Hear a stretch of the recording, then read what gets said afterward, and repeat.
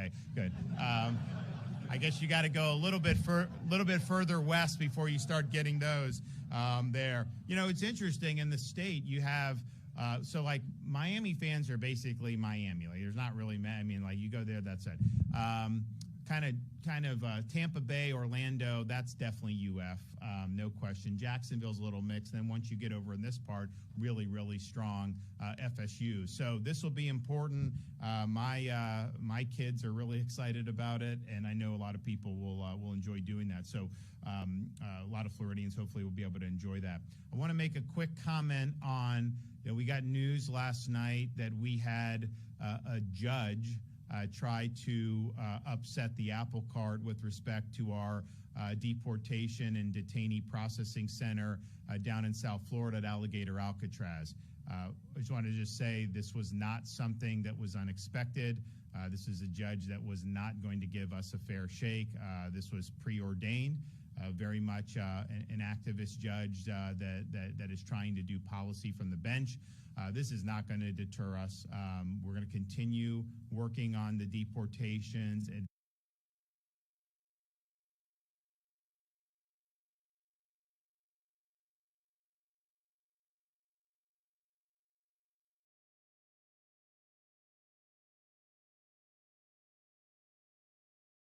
that mission.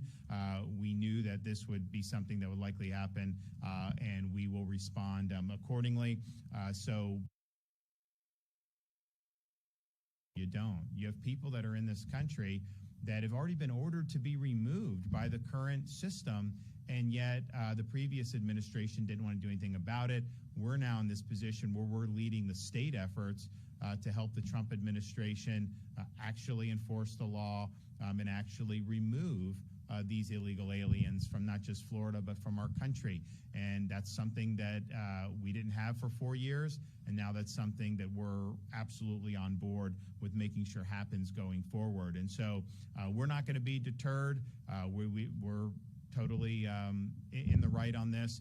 But I would also note, because of the success of Alligator Alcatraz, there's demand for more. So I did announce that we are going to be opening another facility right outside of Jacksonville in Baker County, and we've called that the Deportation Depot. And so that is something that will be able to hold another 2,000.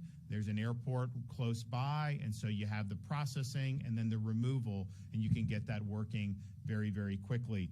There is no truth to the rumor that the Northeast Florida Deportation Depot is going to be used to detain unruly Georgia fans during the Florida-Georgia. That's not true. Don't let anyone tell you that. I hear that percolating. That is not true. It is for illegal aliens, and that's what we're going to do. So we're committed to the mission. We're not going to be deterred. We see this happening all over the country. We knew the minute this judge got the case, we knew exactly what she was going to do. This is not anything that was unexpected, but we'll make sure to get the job done in the end. Now, we are here, and I'd also point out, and maybe the lieutenant governor will say a little bit more about it. We had this illegal, some guy comes from India illegally. He ends up in California, of course, and gets a commercial driver's license. Now, first of all, he wasn't eligible for a commercial driver's license. Second of all, he doesn't speak or understand English. How are you going to operate some big rig when you don't understand the road signs? And so this guy got a commercial driver's license in Washington State and in California. Well, he's driving stuff in Florida and ends up trying to do a U-turn in the middle of the highway where they have the gaps for the highway patrol, official use only. And of course, you can't just do that on a dime. And there's a car coming, and the car runs into the big rig, and 3 people are killed because this guy doesn't know what the hell he's doing. So this was something that we were, and then so, people didn't necessarily know what happened at the time because the witnesses were dead. But we got the video you saw, and it's just like this guy had it didn't even faze him that this had happened. First of all, if I got into a wreck, and didn't hit anybody, that would be something that I'd be concerned about. Like, okay, did I try to do a U-turn or whatever? And then if there's any type of collision, aren't most people's first reaction to just be like, oh man, I hope everyone's all right, and to try? This guy didn't care. And so we we worked with the federal government. They were able to get him. The U.S. Marshals were able to, once that evidence came in, were able to detain him. We sent the lieutenant governor out to personally extradite him back to Florida yesterday. And so he is in Florida, and he is facing justice in Florida for those 3 deaths. But that's not enough. Yes, we'll hold him accountable, and he's going to potentially spend decades in prison. But why would a company, and this is a California company, why would they put someone behind the wheel of one of those things when this guy can't even communicate and doesn't understand English? And so the Trump administration, I think, commendably, has already revoked the company's license to operate. And I think that's absolutely appropriate. We're going to be looking at what our remedies are, or maybe from the victims' families' remedies against a company that didn't seem to care about public safety. But then you also have the issue of California. You know, we've talked about these, we've seen this on display, certainly since I've been governor. You see what has happened to Chicago. It's collapsed. What's happened to some of these places in California? You got homeless everywhere. You got obviously high taxes. You got people leaving. New York City, as bad as that got under de Blasio, I'd say, buckle your seatbelt if this new guy gets in. It's going to be a total disaster, and it's a predictable outcome of leftist policies being put in place. And we contrast that. We criticize it. We say, hey, people are leaving your state and everything. But it's not just kind of a philosophical debate. Yeah, Florida, people want to come here. We have low tax. We're doing all this stuff, low crime. The reality is those sanctuary policies of California are spilling over, and they are impacting people around the country. And this is a great example of that happening. So ultimately, we can do all the right things in Florida, and we'll continue to do it. But unless these sanctuary jurisdictions like California are reined in, you are going to continue to expose Americans in other states to the problems that flow from not caring about borders or not caring about the rule of law. So I just wonder, like in Congress, we've got a Republican Congress. All these guys that run when they ask you for their vote, I'm going to stop the border, I'm going to be tough on immigration. Not one runs openly on being weak on immigration, right? Because they know they would lose if they did that. And so, but yet, they haven't defunded sanctuary states like California. They haven't defunded sanctuary cities. They could overhaul this whole bureaucracy that makes it harder to remove illegal aliens from this country, and they haven't done it. So I think ultimately they're going to have to step up to the plate. What happened in Florida is the predictable consequence of these sanctuary policies. But we as Floridians, we can't reach out and change California's policies. Like, that's beyond our capacity as a state government. I have people, saying, oh, we wish California was doing, what you're doing. I was like, well, you got to elect different people. Ultimately, that's what you got to do, and they haven't been willing to do that. So I think it's going to continue. But there is ways to hold these rogue states accountable.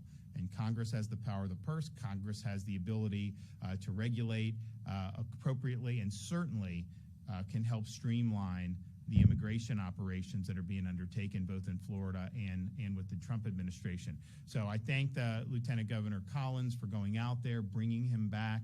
I know there's going to be really swift justice that's going to be administered, but this did not need to happen. This was totally avoidable, and it is the result of bad policies. Now, which brings us here today. We have recognized this issue as being something that's very important. I've been in Northwest Florida talking about different things that we've done. During the Biden border crisis, we sent people to the southern border. We were the first state to help Texas back in 2021 by sending folks to the southern border. We're also not a sanctuary state. When I became governor, they had not banned sanctuary cities in Florida. We got that done. We banned sanctuary cities. We don't allow driver's license for illegal aliens in Florida. We don't recognize out-of-state driver's license like California issued to illegal aliens. We don't allow local governments to issue ID cards to illegal aliens, and we don't even allow not NGOs to issue ID cards because they try to do this and try to get into all this. So we've been very strong on all of that stuff, as well as, when I became governor, they gave in-state tuition for illegals. We got that repealed. So we've done a lot of really good stuff. But the reality is, when Biden was in, it's like swimming upstream.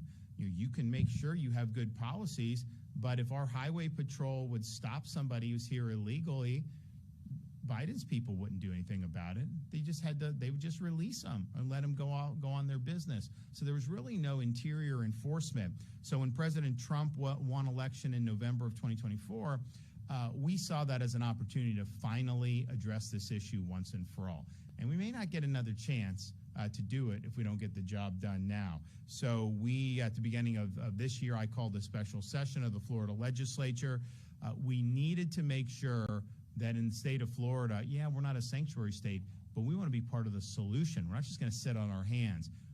Because of that legislative push that I made, we are the only state in the country that requires all state and local law enforcement agencies to participate with DHS on immigration enforcement and removal operations. And that's made a huge difference.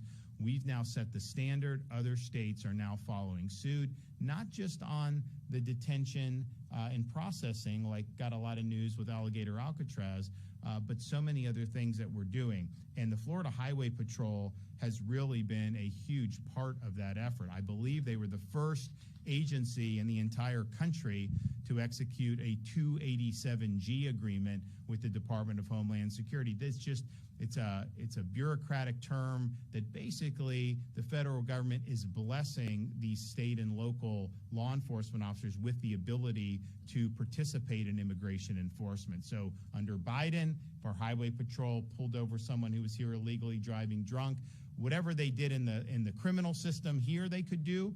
But if they wanted to transport for a deportation, they weren't allowed to do that. ICE wouldn't recognize it. Well, now, with these agreements, they can do that. They can be part of the solution. So we're really glad that we were able to do that. And so we've really led the way on all of that stuff. We have done a lot of different operations over these many months now, and we've had a tremendous amount of success. And we're going to continue to be somebody that can be counted on by the Trump administration to bring about positive resolution to a border issue and immigration issue that has been constantly an issue for many, many decades. So today we are highlighting yet another major enforcement effort. This week, a first-of-its-kind immigration enforcement operation started in Florida's Panhandle, led by the Florida Highway Patrol in coordination with our federal partners, including DHS, agencies like Border Patrol, HSI, and ICE. The Panhandle Immigration Enforcement Operation is part of a comprehensive multi-agency enforcement detail targeting illegal aliens with criminal records, fugitives, and repeat immigration violators. We deployed 45 FHP troopers and 20 federal personnel across Escambia, Santa Rosa, Walton, Okaloosa, Holmes, Bay, Washington, and Jackson counties. Although the operation is still underway, nearly 200 illegal aliens have already been apprehended, with expectations that the final total will even be higher by the end of today's operations. Among those arrested, 37 illegals that had previously received final orders of removal and yet failed to appear in court. 8 illegals that had been deported and illegally re-entered the United States, one of which has been deported 4 times, just like a revolving door. These individuals will be federally charged. Troopers have encountered illegals who have fled, resisted arrest, and even physically assaulted officers, underscoring the heightened danger posed by criminal aliens. We're going to continue to face escalating attempt by criminal aliens to infiltrate our communities, posing a threat to the safety of not only our citizens, but also our many, many visitors. So this operation sends a clear and uncompromising message. We will not tolerate lawlessness in the state of Florida. We're going to continue to deploy every available resource to identify, apprehend, and remove those who seek to exploit our state and to endanger our people. While some states simply watch and wait, Florida leads. Our commitment to efficiency and accountability is why Florida continues to remain the national model. And just last week, Florida marked another milestone. In partnership with ICE and the U.S. Coast Guard, we launched the first deportation flight out of Tallahassee Airport, transporting nearly 20 illegal aliens in an operation that is going to continue each and every week. This operation reflects our expanding coordination with federal partners and reinforces our mission to secure the interior of this country and to protect our communities. Since March, FHP has vetted nearly 4,700 individuals through U.S. Department of Homeland Security databases. Of those, more than 3,600 have been arrested and processed for immigration violations, and more than 600 had prior criminal history. FHP has uncovered human smuggling operations operating deep within Florida's borders, and troopers have intercepted vehicles transporting illegal firearms, fentanyl, and even large sums of illicit cash. Recent arrests include individuals involved in drug trafficking, weapons violations, and gang-related activities. So this is real. This stuff has a major impact on the safety of our communities, and it also serves as a deterrent effect. You know, there was a story, even CNN was talking about it, months ago. There are these illegal alien theft gangs, like theft rings, and, they steal stuff in New York. And then they come down to Florida and spend the money at our attractions, and then they go back to New York and steal more. And so the reporter said, well, why don't you steal in Florida? They said, because they put you in jail in Florida when you steal. So that's a deterrent. And I think what we're doing here is a deterrent. People know, first of all, you shouldn't be coming to the United States illegally, but those that do, I think, are probably not going to want to choose the free state of Florida. So I'm proud of FHP. I want to thank both the colonel and the director and Larry Keefe for all the hard work they've done to be putting in to this. I want to thank our federal partners for really showing how it can be done when you have really strong state and federal partnership on an issue that's very much of major concern for so many Americans. I'm also want to thank the Lieutenant Governor. So some of you may not have seen, but it was last week. Yeah, it's only been a week. Last week, I appointed, he was then a senator, Jay Collins, to be our Lieutenant Governor. We had Jeanette Nunez was my ticket mate in 18 and in 22. She got the presidency at Florida International University down in Miami, which is great school.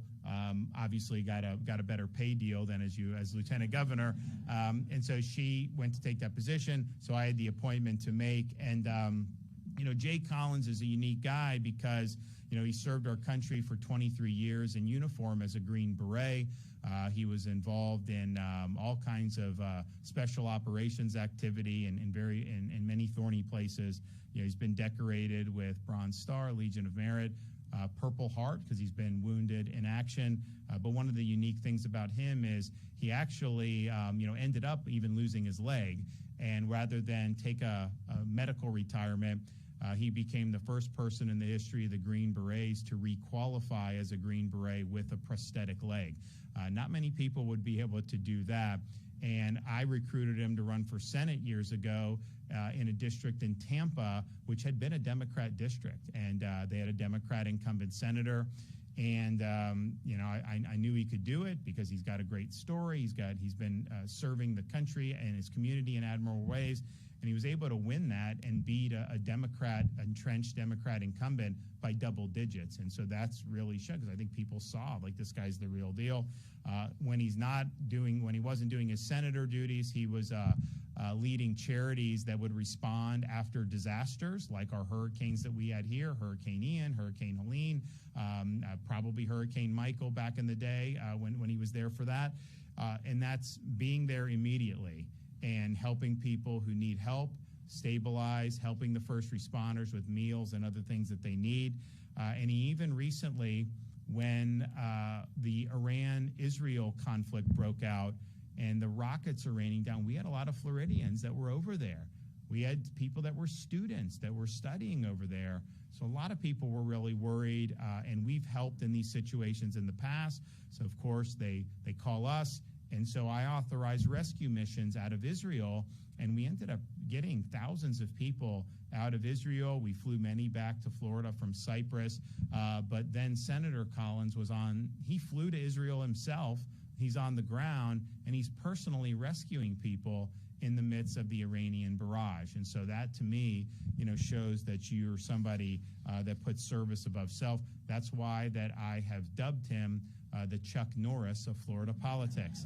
And so you guys have a lieutenant governor you can be proud of, and he's going to come up and say a few words.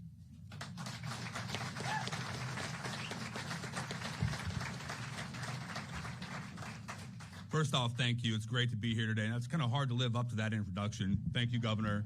So I'm going to summarize all that, all right? I was just in California, as the governor mentioned, so I'm going to put it in terms that they'll understand as well, because I think there's a few hurt feelings reports from what I said out there. I don't identify as a politician. I identify as a God-fearing, gun-loving, freedom-defending, bacon-eating, one-legged, retired Green Beret. So that's it. That's the top line. But, thank you. We all love bacon. So what an incredible opportunity to talk about something that matters. First off, our law enforcement guys, thank you for what you do. Thank you for your hard work, your dedication to the community, how you lead, what you do. We cannot thank you enough. What you've done often in other states has been maligned and punished. We will never do that here. We are going to stand and back our Leo. We're going to be there day in, day night, and twice on Sunday. That's a promise and a guarantee. So with immigration, you look at what's happened around our country. We know that no state is not a border state, right? Everybody's open, no matter what. We have a governor in California, Gavin Newsom. Not really sure what he's doing. There's a lot of tweets, some memes, some digital photos of himself, things like that going on the internet while his border is open. People are pouring across it, fentanyl, illegal immigrants, terrorists coming across the border, putting American lives at risk. It's unacceptable. We know it's not right. In fact, it's inherently wrong. When you talk about illegal immigration, what does he want to talk about? He wants to talk about rights for illegal immigrants. He wants to take care of them. Well, we don't do that crap here in Florida, right? We don't. We stand by the American citizen. We stand by Floridians. We do what's right. We stand up for our people and their rights. That's why I am incredibly proud of what we've done here in the state of Florida to lead on illegal immigration. We passed a great bill this year. It took a little work, a little heavy lifting, but we got there. And you heard the governor talk about 287G and all that we've done, mandating that our law enforcement works with them, with the federal government. And you see the results. We have Alligator Alcatraz. You have the deportation depot standing up. But what you really see is a governor dedicated to getting it right, doing the hard wrong, being willing to stand alone no matter what other people do. Can you imagine if other states did the same thing, how much better our economy would be, how much safer our communities would be if other governors took his lead? Wouldn't that be incredible? But instead, you have people like Gavin Newsom want to play games, other states on the West Coast, maybe some on up on the East Coast. They need to stop and think about what their people want. And America's been clear. And let us just take a moment to understand this is not a Republican issue. It's not a Democratic issue. It's not an independent issue. It is an American issue. The American people have said we need the illegal immigration problem taken care of. And here in Florida, we heard what they said. Floridians, we heard what you said. We're acting, we're leading. That is the Florida way. It's what we've done, and we can never go back the other direction because this is what's right. It serves our people. Thankful to be a part of it. Grateful to serve as your Lieutenant Governor. And Governor, thank you for the opportunity. God bless everybody.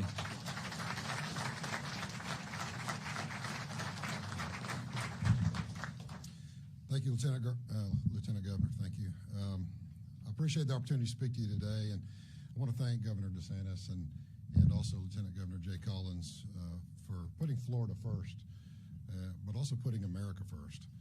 Thank you. Also, my boss, Executive Director Dave Kerner, our state and local law enforcement partners, and also our federal law enforcement partners. Thank you. The role of trooper has never been simple and continually evolving, just as our state's evolving. It's never been more challenging than right now. Today, members of the Florida Highway Patrol are stepping up to protect Florida on all fronts. The patrol is playing a direct role in defending our communities against multifaceted threats linked to the impacts of our illegal border crossings, and those threats are many. Our troopers recognize this is not just a Florida issue.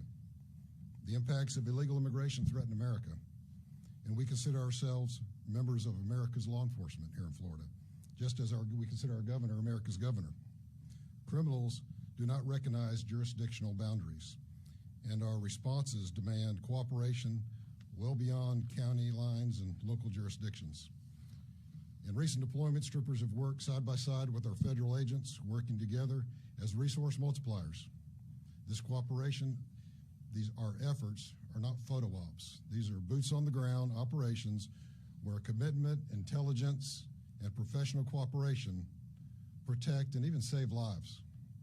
I want to personally recognize the professionalism of our partners with Department of Homeland Security, ICE, ERO, our Customs and Border Protection, and our United States Marshals. They've stood with us on the front lines, and we stand with them as one of us. I'd be remiss if I didn't give you a trooper's perspective of immigration enforcement. It looks like late night surveillance in unfamiliar terrain, stopping cars that aren't just breaking laws and endangering other motorists, but also transporting people being trafficked, smuggling illicit drugs, or occupants with criminal histories. Unlicensed drivers that selfishly choose to endanger innocent Americans instead of just obeying the law. It looks like making split-second decisions on high-risk environments, often without full information, but always with full accountability. Troopers are not just responding to new immigration enforcement assignments. They are carrying out layered responsibilities that now include supporting federal warrants, protective backup for multi-agency teams, and protecting citizens from the violence connected with transnational criminal organizations. They're also being targeted, our law enforcement is. Their personal lives and their family lives are being doxxed, exposed, and even threatened. Their work is being mischaracterized and their integrity questioned by people far removed from the realities of life, of the world we live. But here's also the reality. Your troopers, our troopers, they're not political actors. They're professionals who enforce the law in this state and the nation with clarity and purpose. There's nothing glamorous about this work. There's no shortcuts. It's long hours, difficult conditions, and constant pressures to make the right call. For us, failure is not an option. This is the character of Florida law enforcement in general, but especially your Florida Highway Patrol. It's not talk, it's just results. That's what our governor demands. So my boss demands, Director Kerner. It's about results. Florida law enforcement will not turn a blind eye to criminality, especially when it endangers the safety of law-abiding Americans. We will continue to empower and support our troopers with the resources and training they need. That includes protecting them and their families against threats and harassment. To our troopers that may be listening, there are several here today, thank you. Thank you and your loved ones for answering the call. To our federal partners, thank you also. Thank you for your trust, your courage, and your partnership. We look forward to our continued cooperation and support of public safety for everybody. Thank you. Thank you, Governor.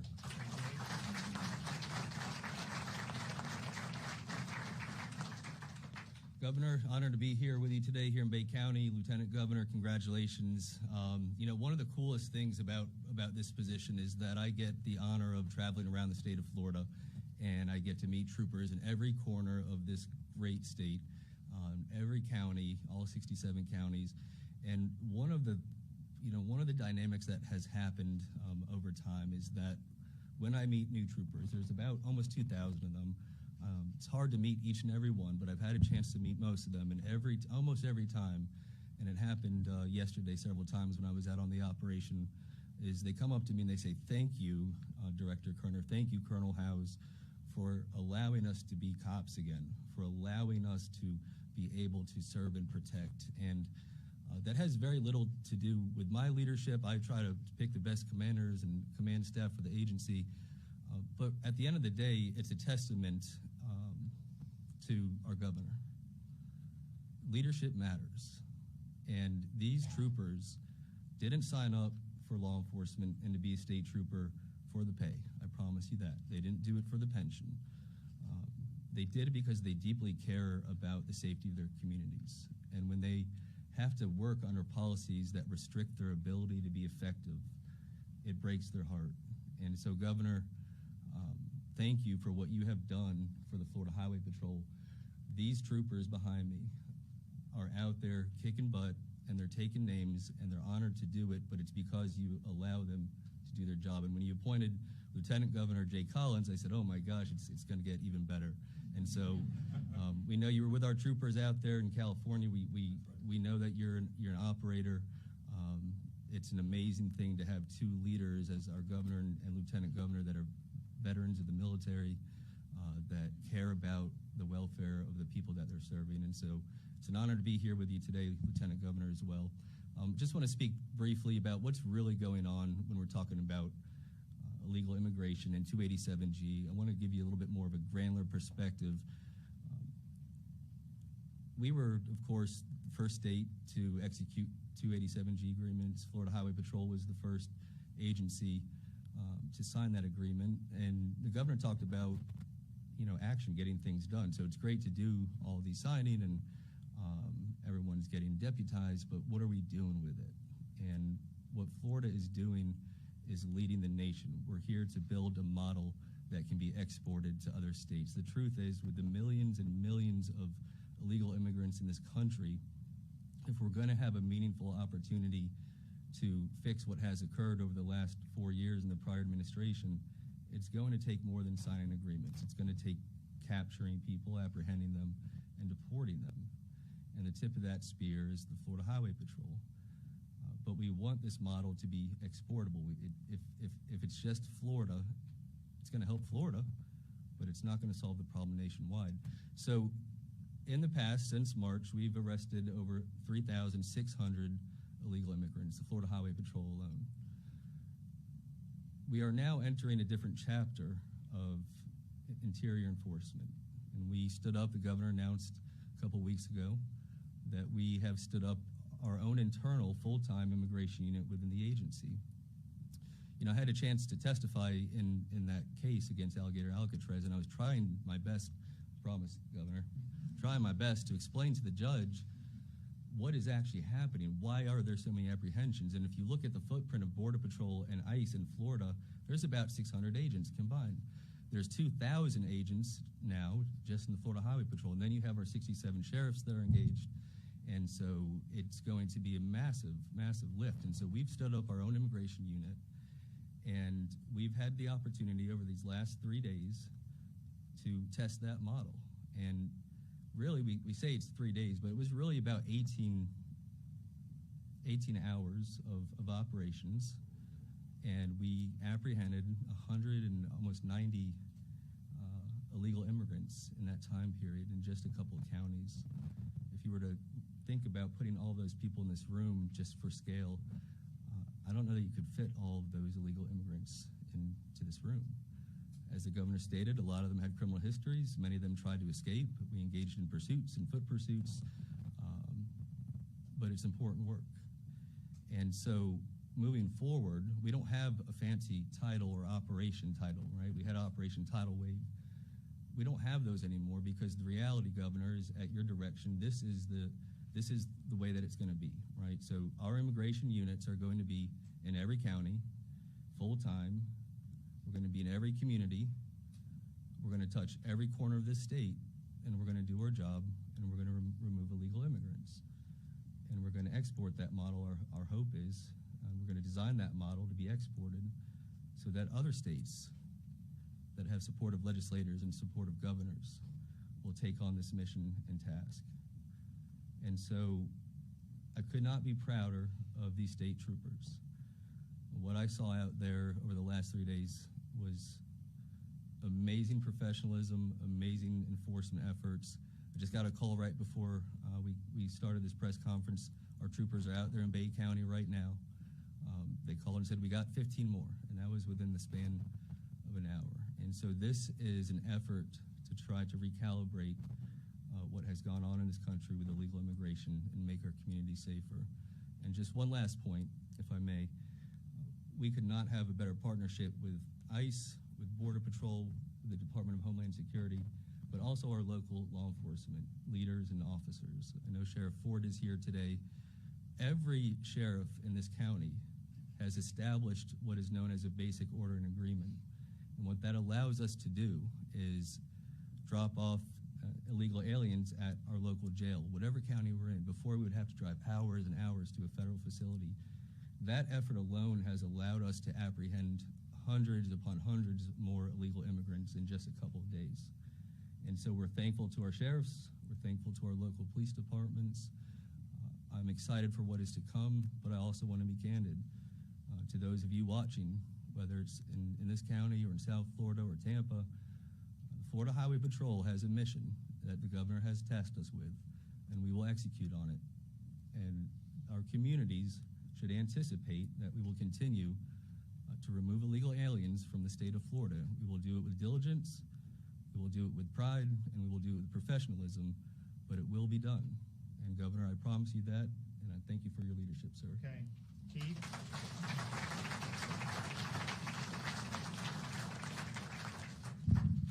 Thank you so much for allowing me to be here today.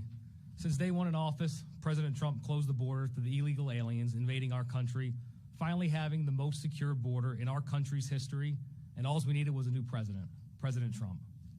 And under the leadership of Secretary Noem at the Department of Homeland Security, thousands of local and state law enforcement officers have been empowered to help deliver on the promise President Trump made to the American people through ICE's 287G program, taking the worst of the worst off our streets, protecting the American people.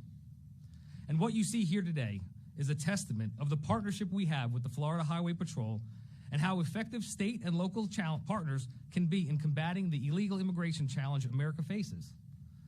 The amazing men and women behind me and out there on the streets with the Florida Highway Patrol have added the 287G authority to their arsenal of tools to help keep our roads and highways safe for all Americans to travel. Thank you.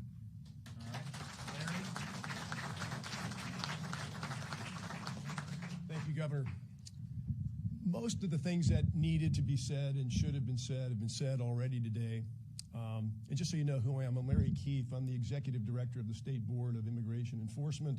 My job is basically to facilitate all the cooperation that is necessary for state and local law enforcement, emergency management, National Guard, a host of state agencies to help and assist our federal partners. They are the primary lead in this mission. President Trump set the standard for this mission, declared a national emergency right when he was inaugurated to secure the border and to conduct the largest mass deportation effort in history. Governor DeSantis had the vision and foresight to know that that could not be done countrywide without state and locals being very heavily involved and being peer partners with the federal government. And my job is to make certain that all comes together and report to the governor and the lieutenant governor on what's happening. And right now, my assessment of everything, everybody's seen Alligator Alcatraz, we've got Deportation Depot, but it all comes down to finding, sorting, processing, detaining, and deporting in a mass scale, humanely, safely, lawfully, and bringing all of these moving parts together. But today I'm really glad I'm here in the headquarters of the Florida Highway Patrol west of Apalachicola after this week-long operation to give you my sense of what the real heart issue now is. The governor's going to find a way to sort out detention. You know, when federal judges want to shut us down or play whack-a-mole between Kevin Guthrie at Emergency Management, General Haas at National Guard, we're going to find a way to do it. We're not going to be, there's resolve and there is completely undaunted leadership. And now that we've got this lieutenant governor, it's just going to get better. And I'm as excited as you are, Director Kerner and all that.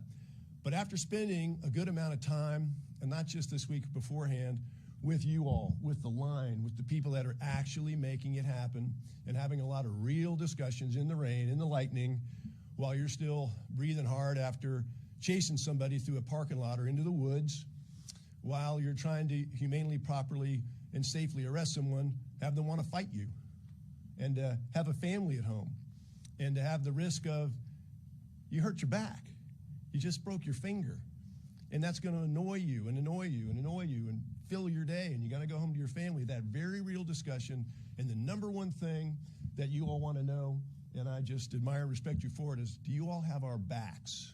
Do you have our backs? Are you with us? Because this is a very ambiguous, it's a new area. Largely it was public safety, work on the highways, traffic-related stuff. And with the way our world is completely transformed to where we are now, with you are the vanguard at the forefront. With our sheriffs, we got Sheriff Bryan here today and Sheriff Ford, at the real cutting edge of this and the bellwether lead laboratory state on all this stuff happening nationally, where the book is being written, where the Florida blueprint is being written for the other states to follow. It's happening right here, and at the cutting edge of it is you, I remember you from yesterday, and you having to make that decision, am I going to bring it today? Yeah, 287G and the law says in Florida, you got to bring your best efforts if you're law enforcement to this fight. But when you're sitting there and it's real and you're out on the highway alone and you're tired and you're wondering, what if I do something wrong? It's kind of gray. It's ambiguous, very Green Beret environment. And I want you to know that the people that you see here for you at a perfect place and a perfect time with Governor DeSantis, with our Lieutenant Governor, with the leadership in Washington, with like former Florida Sheriff Keith Pearson, you've got the right people in the right place at the right time that understand the ambiguous environment, the risk, the danger, and that things are not always going to go right, but we are right there.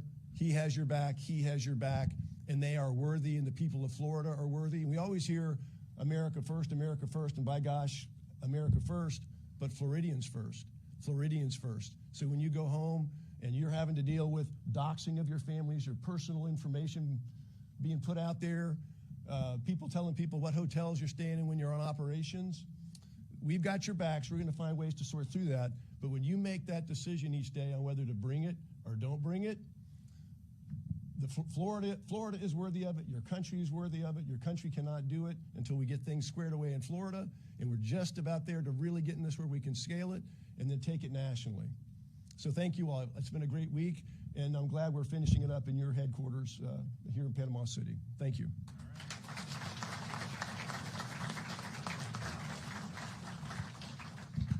And we were able to, I called for a really big pay increase for Highway Patrol. We were able to get a pretty significant one, not all that we asked for, but we'll come back more next year and do it. And part of it is, you just got to do, it's kind of like keep up with the Joneses. Like, you need to keep good people, just period, and the pay needed to increase. But then also just Highway Patrol's doing a lot of yeoman's work on the immigration issue. I mean, that's just the reality. And so we wanted to show our appreciation. And so I was glad we were able to deliver a big increase. We are going to try for more next year. And then, we also, I see Griff, how's the boater freedom? Do people like it? Has it been going good? Very well. Okay, yeah. And then the red snapper, I know we did that over Memorial Day this weekend. I'm sure people enjoyed that. And it's the largest red snapper season, Gulf red snapper season, than we've had since the state assumed management responsibility. I don't know how many years that is, but we're happy with that. So you get this massive red snapper season in the Gulf, which you should get. And in the Atlantic, they get like 1 day, 2 days. So we've asked the federal government, give us the management of that. We'll manage it better. We know what's going on, and we look forward to being able to do that. I know there'll be a lot of people on the east coast of Florida that'd be very happy if we were able to get that done, and that's something that we've been working on really since President Trump took office. We're excited with the results. Look, I see these guys, they'll go on TV, and then they'll talk about border immigration, but yet, like, the congressmen don't do anything. I mean, some of these people, these politicians, what we're talking about here is an operation that is producing tangible results, like really serious results that are going to result in more safety and security and prosperity for the folks in this community and beyond. So I'm glad that we're an administration committed to action, committed to results, and getting the job done. And this is just another example of that. We're here in Panama. So, my kids, so I've got a third grader, a second grader, and a kindergartner. And you guys have this great donut place, Dandy Donuts. And I got that for them years ago. And they didn't really go to sleep that day because there's a lot of very good, amazing donut. I mean, like, you walk up, there's like it's just incredible. And so that was kind of the flip side. They liked it, the flip side. But today's Friday. It's not a school night, so I am bringing them back. This is round 2 for the DeSantis kids of Dandy Donuts. So we'll let you see. Hopefully they can get to bed at a decent hour. Okay, do we have any questions? All right. God bless everybody. Thank you.